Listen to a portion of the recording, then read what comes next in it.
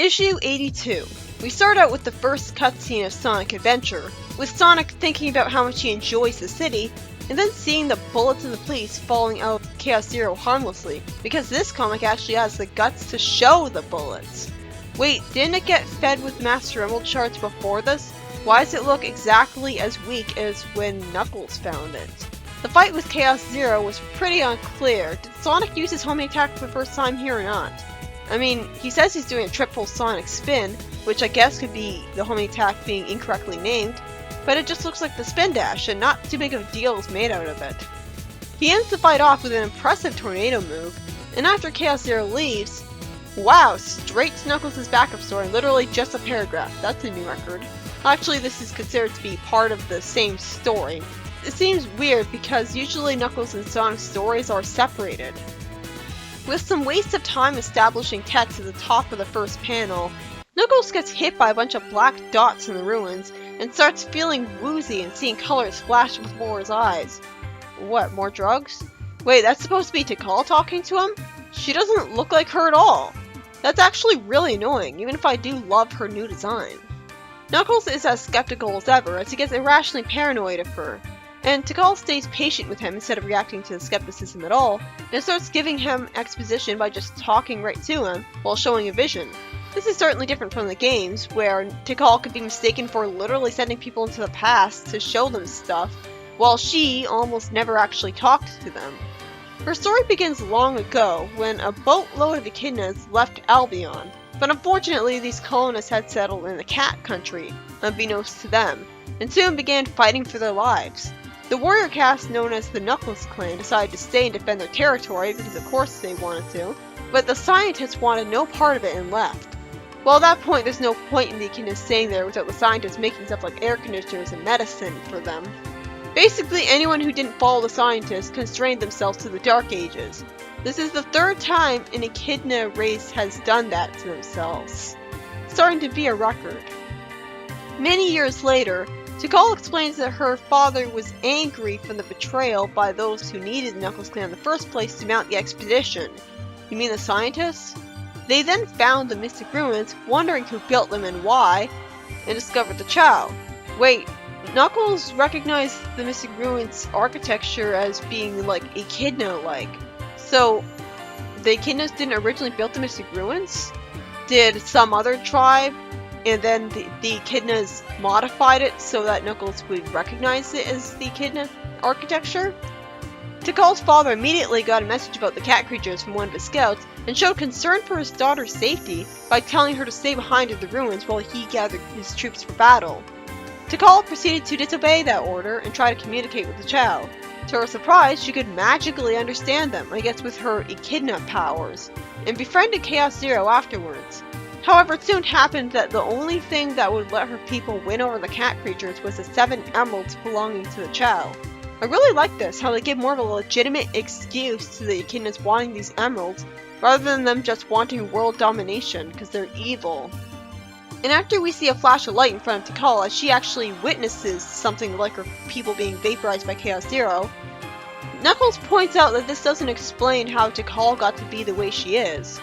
She says that Chaos eventually became corrupt himself, trying to protect his family from others, so he's a mutated Chow in this comic too. And eventually the Chow and her, because the Chow actually worked together with Tikal on this, discovered its weakness and sealed him the Black Emerald. But not without paying a price. Wait, how did they discover its weakness? Then Knuckles complains to a green light that he doesn't want her to leave because he hasn't finished with her yet. Why would she tell him all this just to immediately leave? Especially since she tells Sonic some of this later, so what's the point of telling Knuckles? And how did she know to tell him? Just because he's an echidna? More importantly, why is she green instead of yellow? A yellow ball of light, that's all she needed to be! You had one job! Yellow looks so much better and more, like, magical and sacred and stuff than green. Then after Gamma gives Froggy to Eggman, annoyingly cutting right past the other E-Series robots being punished, which was supposed to be a pivotal point in making Gamma doubt him. And in exchange, we actually get to see what Eggman did with Froggy. Finally! We put Froggy on a matter energy transmuter capable of absorbing its chaos energy as well as sampling its DNA pattern for reuse in another form, with Chaos Zero right next to it benefiting from it.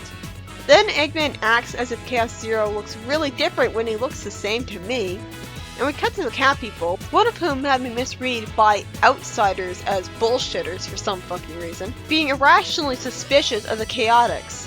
Vector acts really obnoxious rapping in a delicate situation, and the Cat Queen threatens him after Mighty scolds him by saying that the cat people tend to eat their young if they get out of line. I really wish this cat country had been roboticized. There is no reason Robotnik should have missed this place. It just pops up out of nowhere. I hope these people get the punishment they deserve. And after Julie Sue reacts to that line in a very relatable manner, which I guess shows some self-awareness for the writing, Locke shows up and says that if she meant that, the Knuckles clan is prepared to refight the war the cat people started years ago. First off, I guess the Knuckles clan really is Knuckles' clan, despite the fact that they lived on the surface and had no reason to be descendants of the Guardians who've been on the floating island for 400 years.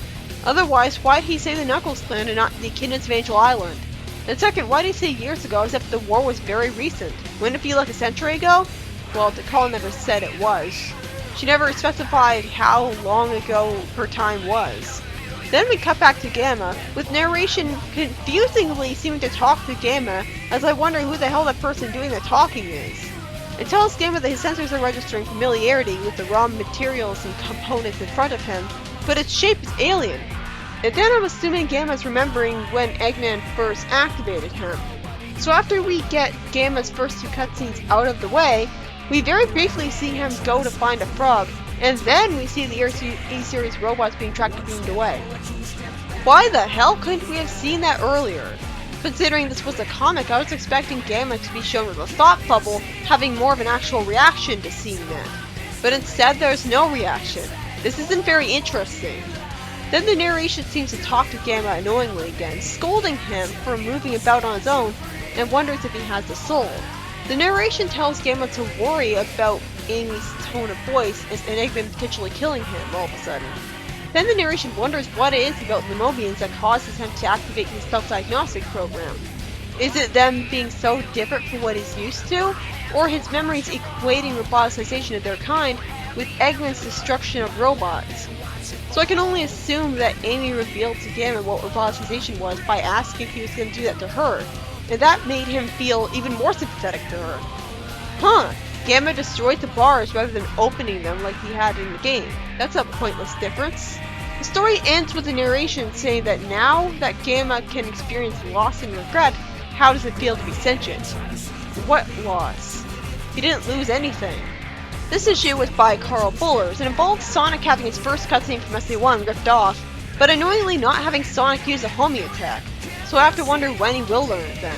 And then it involves Tikal giving Knuckles a history lecture for some reason, where it's revealed that her people, who came from Albion at first, had a good reason to want the Emeralds of the Chow. They needed it to defeat the cat people, who are monstrous enough to eat their own young. Fortunately, they at least show the self-awareness to have Julie Sue react in a very relatable manner to that unnecessary comment for a Sonic comic, and Locke proceeds to show up being outraged. And then Gamma has his story from SC1 rehashed, but with the difference being that throughout a lot of it, there's this constant narration that insists on talking to him, which is really annoying because narration is supposed to be something that only exists for the audience, like being on a certain side of the fourth wall. But if it's addressing Gamma directly, that means the narrator has to have an identity in-universe, which I don't know about. Can't be the bird because it would identify itself as being Gamma rather than talking to Gamma like it's a separate person and having the kind of lighthearted dialogue totally detached from what's going on.